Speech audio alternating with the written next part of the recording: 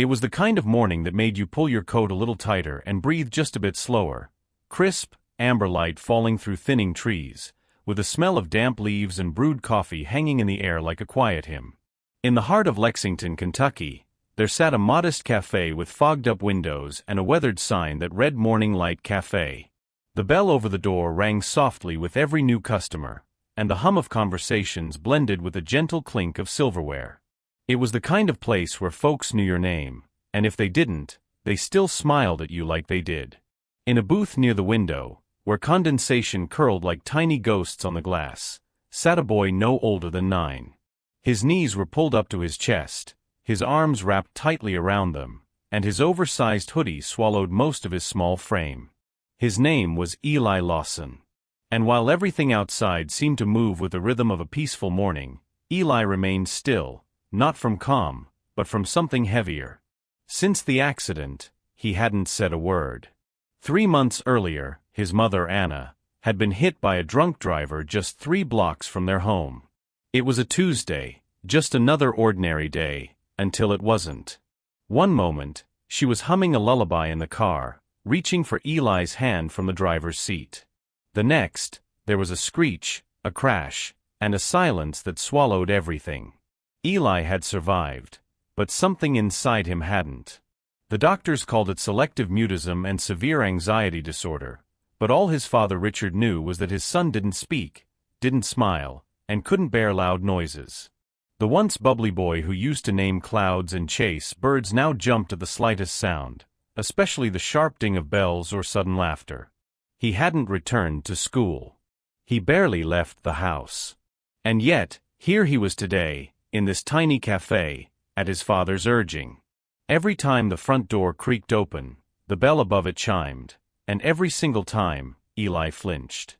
He would press his palms over his ears, lower his head, and rock slightly, like he was trying to disappear. The other patrons tried not to stare, but the tension in the room shifted each time. Some looked away. Some whispered. No one knew what to do. Except one person.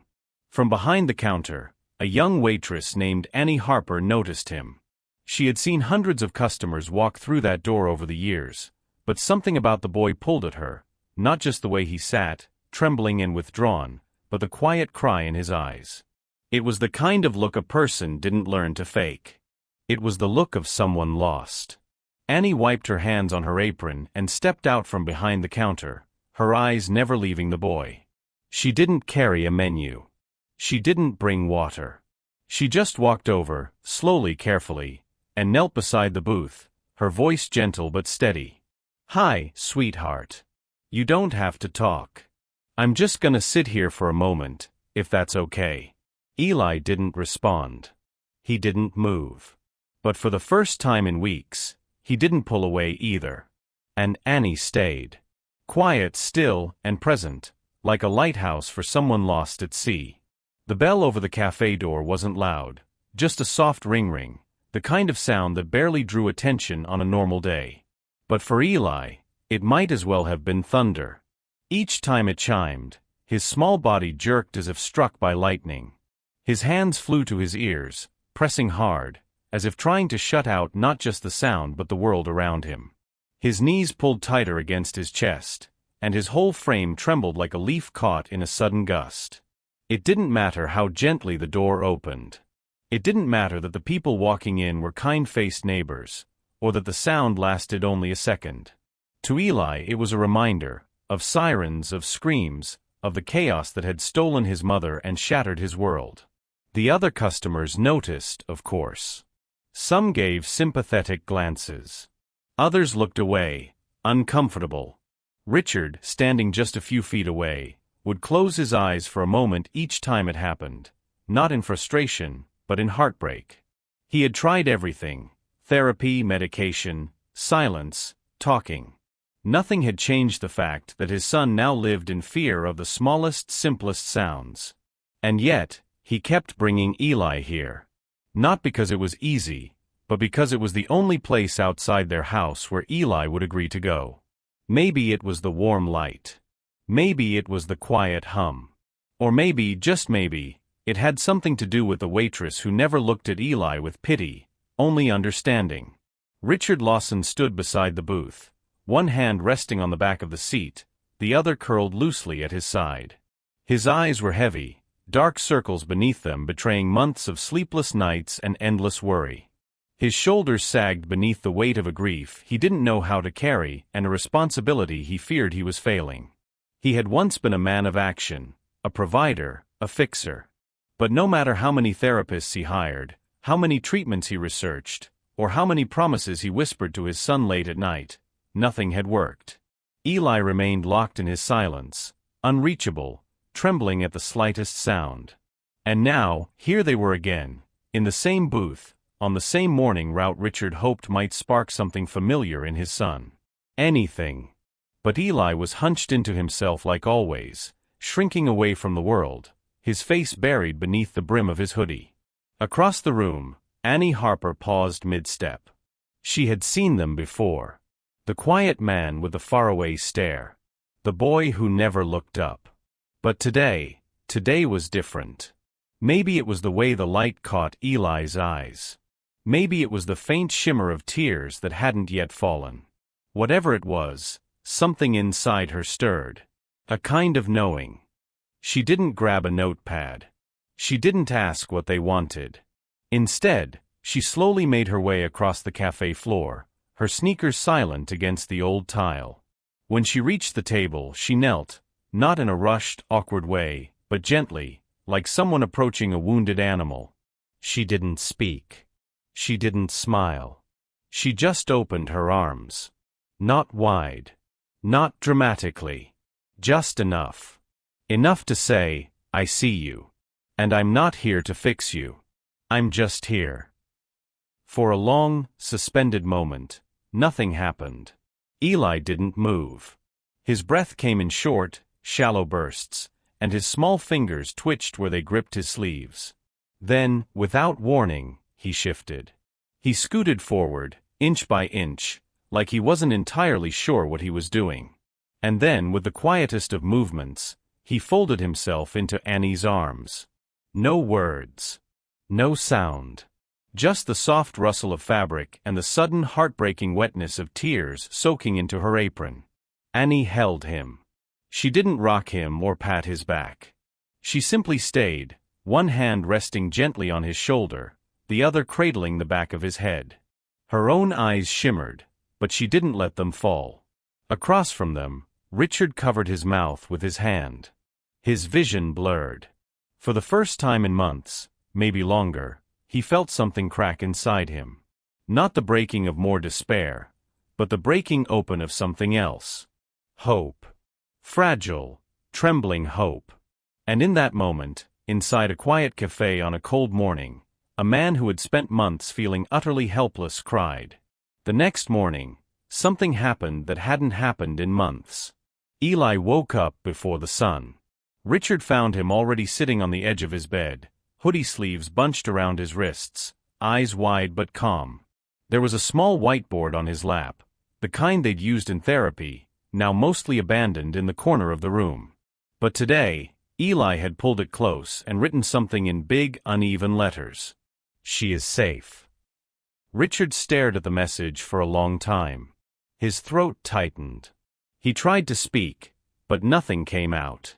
Just 2 words, that was all, and yet it felt like the sound of his son's voice echoing across a canyon. It was the first time Eli had voluntarily written something about another person. The first time he'd communicated not out of necessity, but out of connection. She is safe. Those words held something sacred. A child's fragile trust, quietly placed into the hands of a stranger who hadn't tried to fix him, only held him. It wasn't a sentence. It was a vow. And Richard understood with startling clarity what that hug in the cafe had meant to his son. Without waiting, he pulled on a jacket and grabbed his keys. 20 minutes later, Richard stood awkwardly at the counter of the Morning Light Cafe. The morning rush hadn't started yet, and the place still smelled like rising dough and burnt espresso. Annie was behind the register, humming softly as she wiped down menus. She looked up, startled to see him, the stiff man with kind eyes who usually hovered near the door. "Hi," she said cautiously. "Is everything okay?" Richard hesitated. He wasn't used to asking for help, especially not from someone who wasn't wearing a white coat or holding a clipboard. But this woman, this waitress, had done more in a 5-minute hug than months of professionals. "He wrote something," Richard said softly. "This morning. On his board." Annie paused. "What did he write?" He pulled out his phone and showed her the photo. She stared at it, and her lips parted, just slightly. Then, without a word, she looked up at him. "I don't know what you did," Richard continued, voice rough. "But he trusts you. And I was wondering if you'd be willing to come by the house. Just a few times a week. Not as a nurse or a therapist. Just as someone who gets him." Annie didn't answer right away. Her gaze dropped to the floor. There was a long silence, broken only by the hiss of the coffee machine. "I lost my daughter 2 years ago," she said finally. "Heart defect. She was 9. Just like him." Richard blinked. The weight of her words hung in the air like dust. "Since then, I haven't been around kids. Couldn't even be near a playground without crying." Another pause. "But something about Eli. I don't know. Maybe I'm not ready. Or maybe this is how I start healing too." She looked up, eyes steady. "I'll come." Richard nodded, his voice too thick to reply. He reached out and shook her hand, not as a father hiring someone, but as one grieving soul reaching for another. Annie Harper sat in the break room of the Morning Light Cafe long after her shift had ended, her apron folded neatly on the counter, hands wrapped around a lukewarm cup of coffee she hadn't touched. The offer Richard had made, to visit Eli, to spend time with him at their home, played on a loop in her mind like a song she couldn't turn off. It wasn't the first time someone had asked her to work with children again. Friends had suggested it gently, therapists had encouraged it. But Annie had always said no. Not because she didn't love children, but because she had once loved one too much, and then lost her. Her daughter, Lila, had been the brightest part of her world. A giggling, dimpled little girl with a laugh that could fill a room. But her heart had betrayed her. A defect they couldn't fix. One hospital stay turned into months, and one final night turned into a lifetime of silence. Since then, Annie hadn't dared open the door to that part of herself again. The part that knew lullabies by heart, that saved every crayon drawing, that remembered the exact weight of a sleeping child in her arms. That part of her had been locked away. For protection. For survival. But then Eli had walked, or rather trembled, into her cafe. He hadn't spoken a word. Hadn't even looked at her at first. And yet somehow in his silence, he had called out to her. That moment, when he leaned into her arms, trusting her without a word, something cracked. Not painfully. Not all at once. Just enough for the light to get in. Now she sat in the quiet, thinking about that light. Annie knew this wasn't about money. Richard hadn't offered a number, and she wouldn't have asked. This was about something deeper, something neither of them had been able to name yet. A wounded boy who had stopped speaking, and a grieving mother who had stopped feeling like one. She stood slowly, her legs a little stiff from sitting so long. On the counter beside her coffee cup was a photograph she kept tucked into her wallet. Lila on her 7th birthday, frosting smeared across her cheeks, laughing like the world had never known sadness. Annie looked at it for a moment, then carefully placed it back. Maybe this wasn't about leaving Lila behind. Maybe it was about carrying her forward, into the heart of another child who needed something she still had left to give. Not lessons. Not therapy. Just presence. Just arms open, ready to hold someone else's brokenness without needing to fix it. That night, Annie called Richard. Her voice trembled slightly when she spoke, but her words were clear. "I'll come by tomorrow, around 3. No need to make it formal. I'm not bringing anything but myself." There was a pause on the other end. "That's all he needs," Richard said quietly. And Annie smiled for the first time in what felt like years, not because the pain was gone, but because for once, it had somewhere to go. The Lawson estate sat on a quiet hill overlooking Lexington, a sprawling property with winding driveways, towering windows, and rooms that echoed with silence more than laughter. It was the kind of home people admired from the outside, elegant, polished, filled with all the right things. Therapists came and went, each with crisp credentials and confident voices. They brought charts and progress plans. They spoke in careful tones and referenced studies. But none of them stayed long. None of them reached Eli. And then came Annie Harper. She arrived without fanfare, just a modest coat, a canvas bag, and a hesitant smile that said she wasn't entirely sure what she was doing here. A housekeeper led her through the grand hallways, past oil paintings and marble busts, until they reached a sunroom where Eli sat curled up in the corner, drawing invisible lines on the foggy glass. He didn't look up. He never did. Annie didn't speak. She just slid off her shoes and sat on the floor across from him, pulling a napkin from her pocket. Slowly, she began folding, crease by crease, until a delicate paper crane formed between her fingers. She set it gently on the rug and gave it a little nudge. Eli's eyes flicked toward it. That was enough. The next day, she brought another. And the next, a third. Within a week, the corner of the sunroom had become a tiny aviary of paper cranes, each one folded in silence, each one placed gently within reach, not as a gesture of healing, but as a quiet invitation. Annie never asked Eli to talk. She didn't coax or prompt or guide. Instead, she told stories, silly ones, about the people at the cafe, about the time she spilled a tray of orange juice on a man who didn't even flinch, or the regular who claimed to be a retired magician but only knew one card trick. Eli never laughed out loud. But once, he smiled. Just barely. Just long enough for Annie to see it. Some days they played with scraps of paper, folding frogs and boats. Other days, they just sat in silence, watching the rain slide down the windows in thin, silver streaks. Annie brought a small cloth and showed him how to fold it into a heart. She didn't explain why. He didn't ask. But it was what she did when he startled, and he startled often. A loud door. A dropped fork. The hum of the vacuum down the hall. Each time, Eli would shrink into himself, shoulders clenched, breath caught. And each time, Annie would gently extend her hand. Not forcefully. Not quickly. Just open. Still. Waiting. At first, he ignored it. Then one day he took it. Tiny fingers slipped into hers like a whisper, and she held on just tight enough to say, "You're safe." It became their rhythm. The house staff watched in quiet amazement. The therapists, still employed but now mostly observing, took notes they didn't fully understand.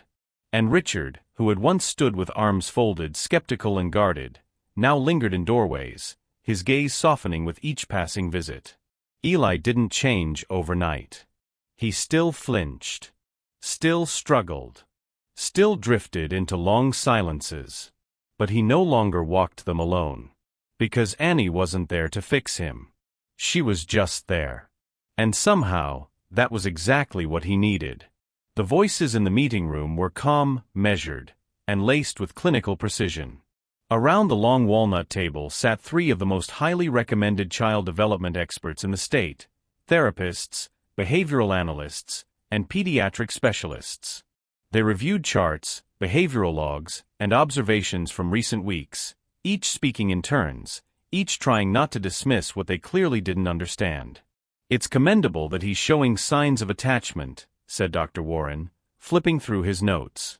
"But we have to consider whether this form of emotional dependence is sustainable." "Her methods are unstructured," added another. "There's no therapeutic framework. No documented strategy. It's just presence. And presence, while comforting, is not a treatment." Richard sat at the head of the table, hands clasped in front of him, jaw tight. He listened, as he always did. After all, these were the people he'd sought out, spent months researching, flying in for consultations. He wanted the best for Eli, and according to every professional standard, these people were it. But none of them had seen what he had. None of them had been standing at the doorway the night Eli left a cookie and a hand-drawn note on the entry table. Just a single oatmeal cookie, the kind Annie always brought from the cafe, resting on a napkin, beside a note scribbled in crooked handwriting, "For Miss Annie." That same morning, Richard had found a crayon drawing on the kitchen counter. It showed a boy with stick arms standing next to a smiling woman with curly hair and an apron. Above their heads was a small heart, and in the corner, Eli had written a single word, "safe." Richard didn't know what to do with that. Every time the expert spoke of Annie, her lack of credentials, her informal approach, he felt torn. Because they were right. On paper, she wasn't qualified.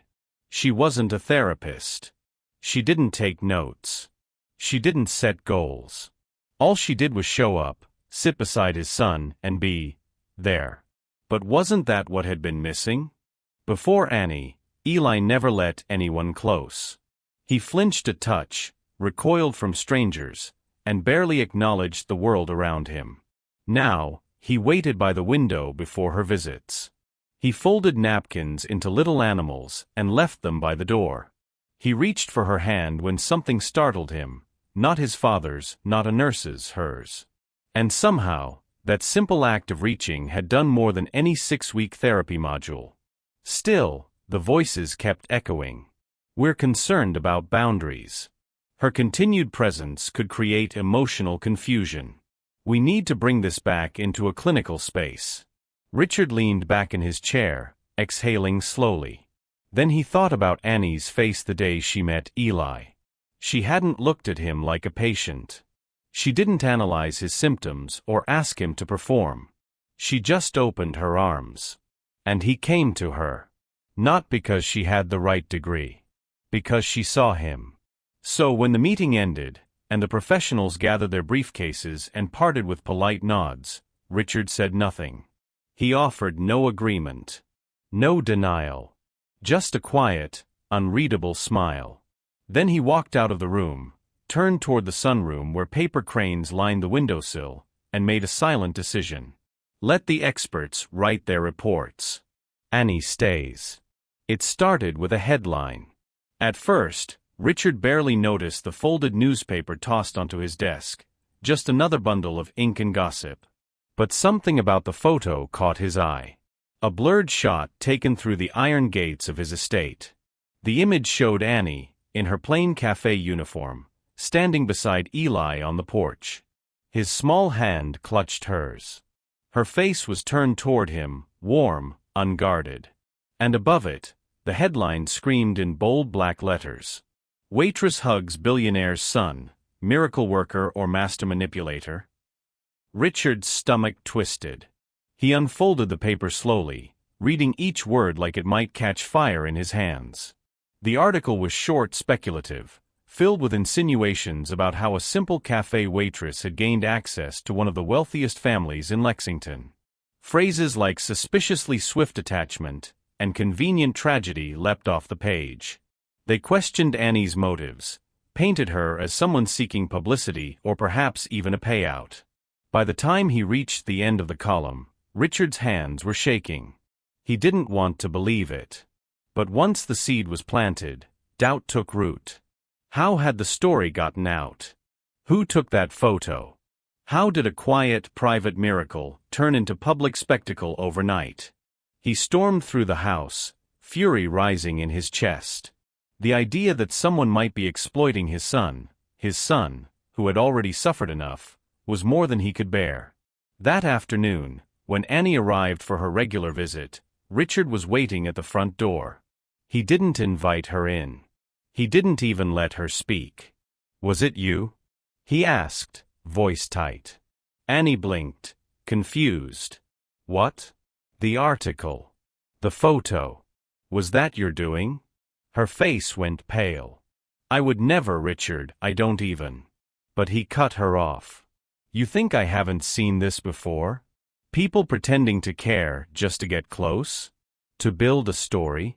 You held my son while someone took pictures from the gate. Don't tell me that's a coincidence.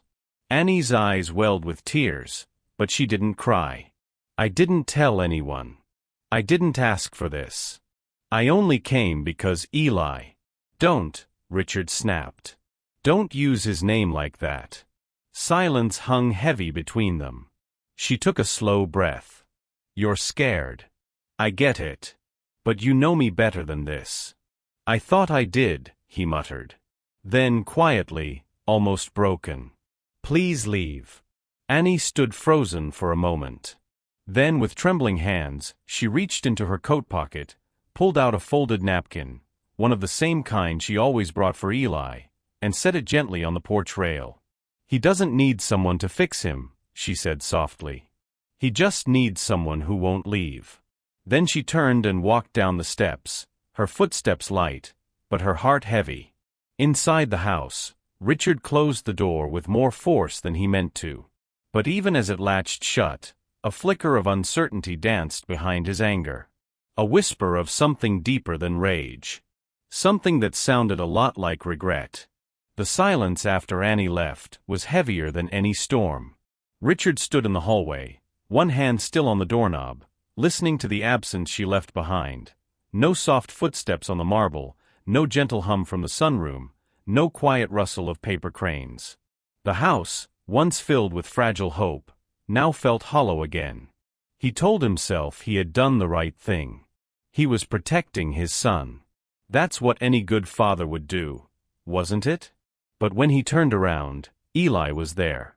The boy stood at the top of the stairs, barefoot, his eyes wide and glistening. His chest rose and fell in short, panicked breaths, and his small hands clutched the whiteboard Annie had once given him. He didn't speak, he never did, but his shaking fingers scribbled a message in hurried strokes. Don't send her away. Richard's heart cracked in places he thought had long since hardened.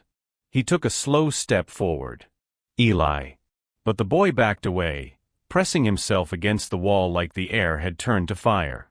His lips trembled, and tears spilled down his cheeks, not from noise or fear, but from something deeper. Loss. Again. He had let someone in. And now, she was gone. Richard tried to speak, but there were no words. No explanation that could make sense to a child who had already learned what it meant to be abandoned. Later that evening, after Eli finally cried himself to sleep, curled up in the sunroom, surrounded by paper cranes, Richard returned to the front porch. The wind had picked up, rustling the last few golden leaves clinging to the trees. That's when he saw it. A small, folded napkin. It sat gently on the railing, perfectly creased, shaped like a heart. Not flashy. Not showy. Just like her. With trembling fingers, he opened it. Inside, written in neat, slanted handwriting, were the words. He doesn't need someone to fix him. He just needs someone who won't leave.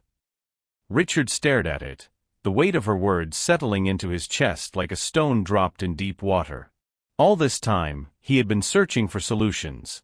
The best doctors, the most respected specialists, every program money could buy.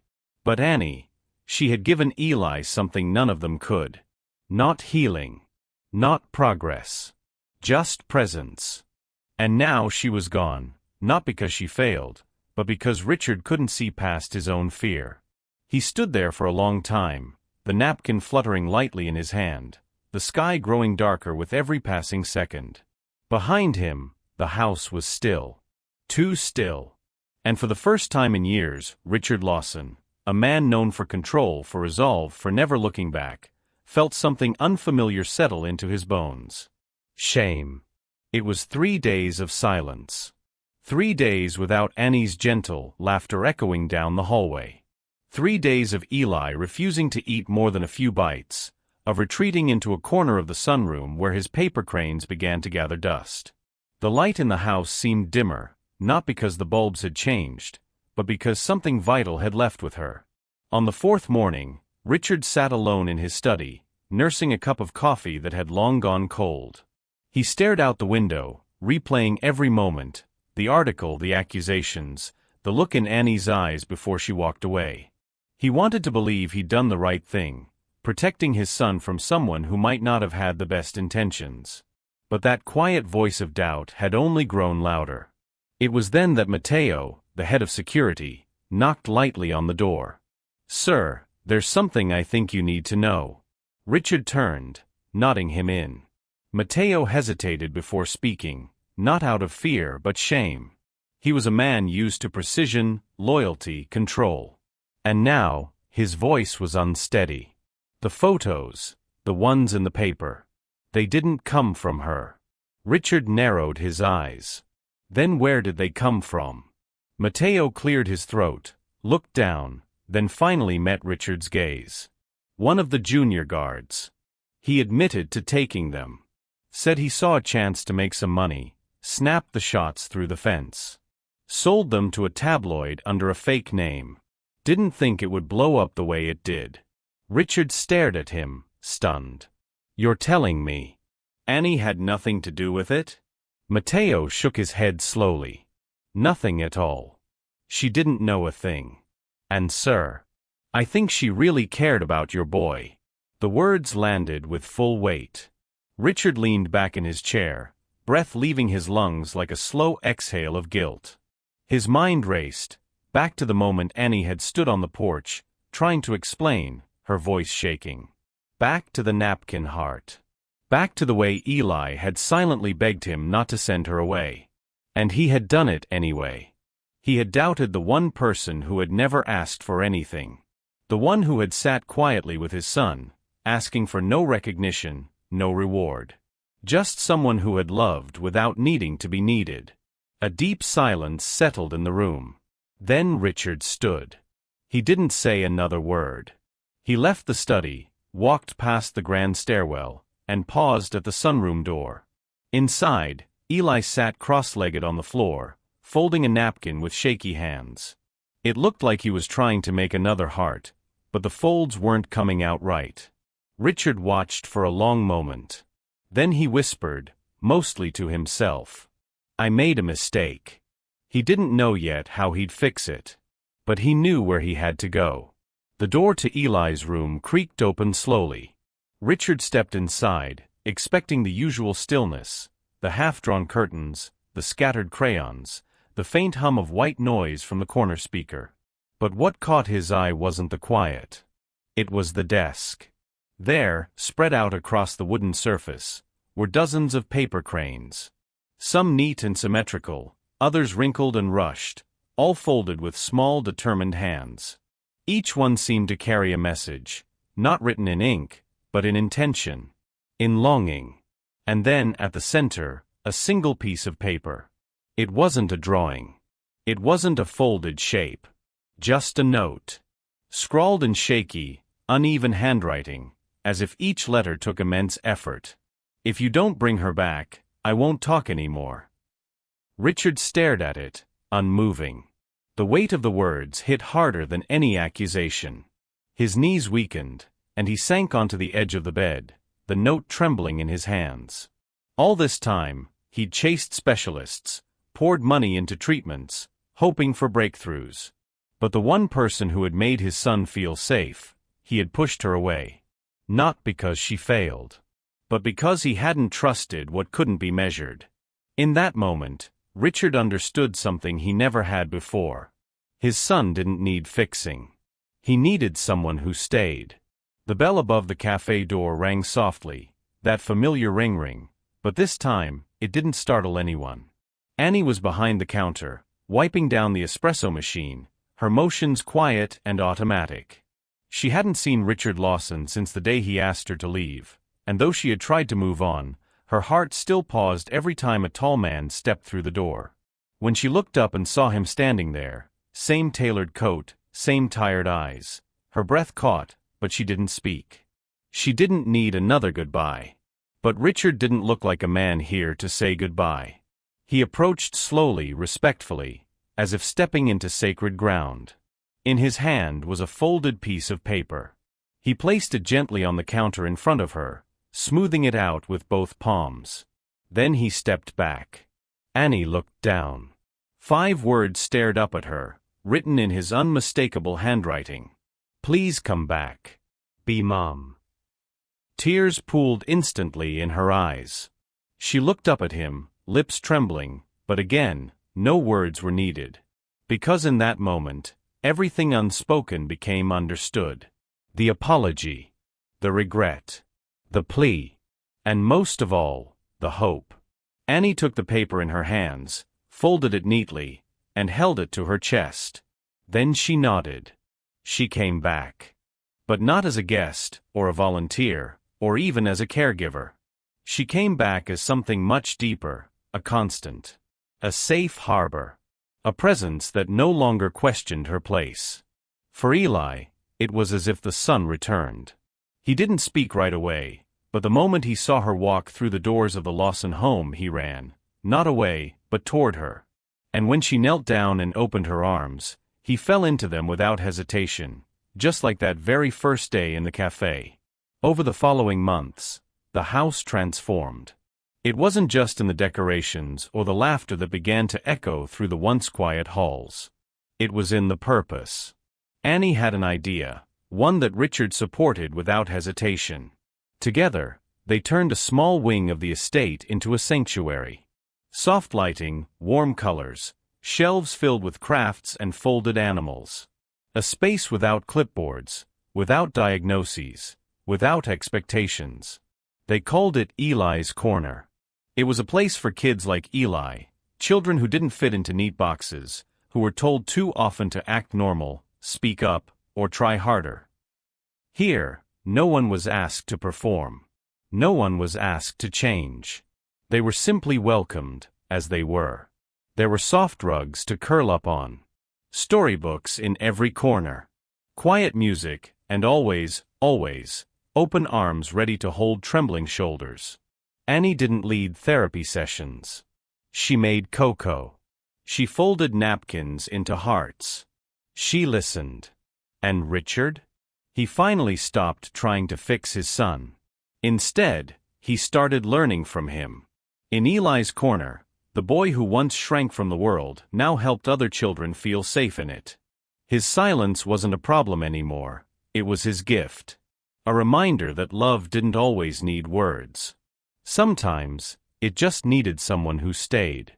The room was full, not just with people, but with something deeper. Warmth. Anticipation. Hope. Friends, neighbors, teachers, and even a few therapists stood quietly in the newly finished space known as Eli's Corner. The soft hum of conversation drifted through the room, but everyone's eyes were drawn to the small boy standing near the front. Eli. He stood still for a moment, his hands at his sides, eyes scanning the crowd. Then he turned toward Annie, who knelt beside him, just like she had on that first day. Without hesitation, he wrapped his arms around her and held tight.